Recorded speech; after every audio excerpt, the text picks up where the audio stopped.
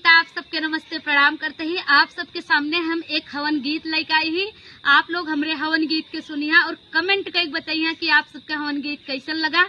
और हमका आप सबके प्यार सपोर्ट और दुलार के बहुत जरूरत है। यह नाते हमरे चैनल ऋतुजा अवधी लोकगीत के सब्सक्राइब करिए और शेयर करे मत भूलिए। धन्यवाद। गौआ के जुटई नारी हवना होई हमारी दुआरी।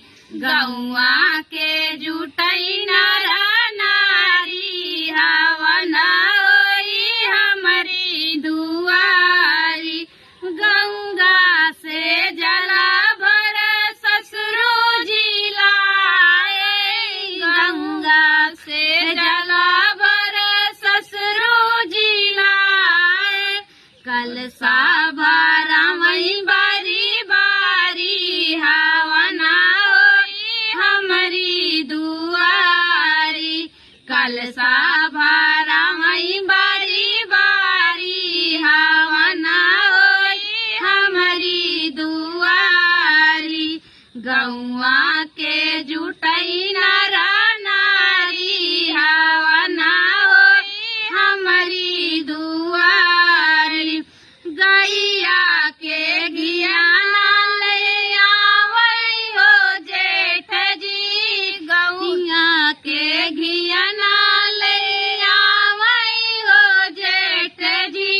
करई उजियार दियना बारी हवना होई हमारी दुआरी। करई उजियार दिया बारी हवना होई हमारी दुआरी। गौआ के जुटई नारी हवना होई हमारी दुआरी। लाली चुनरिया देवर लैया वही। लाली चुनरिया देवर लैया वही। चुनरी चढ़ावई बारी बारी हवना होई हमारी दुआरी। चुनरी चढ़ावई बारी बारी हवना होई हमारी दुआरी। गौआ के जुटई नारी हवना होई हमारी दुआरी। चंदन की लकड़ी सजन लैया वही। चंदन के लकड़ी सजन लैया वही। हवन करावई बारी बारी हवना होई हमारी दुआरी। हवना करावई बारी बारी हवना होई हमारी दुआरी। गौआ के जुटई नारी हवना होई हमारी दुआरी।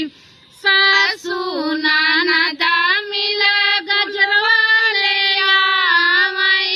सासू ननदा मिल फुलवा ले आवई। फुलवा चढ़ावई बारी बारी हवना होई हमारी दुआरी। फुलवा चढ़ावई बारी बारी हवना होई हमारी दुआरी। गौआ के जुटई नारा